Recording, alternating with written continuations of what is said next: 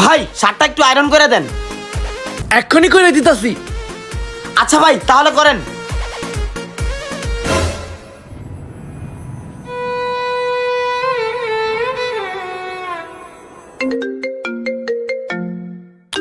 Girlfriend, hello জান।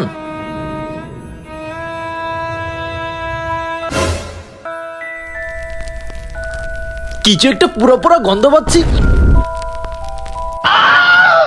আল্লাহ গো, iron দিয়ে শার্টটাকে পুড়ে ফেললাম।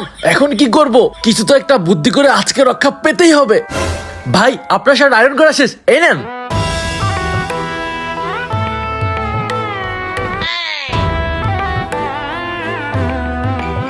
এই নেন ভাইয়া টাকা। থ্যাংক ইউ ভাই।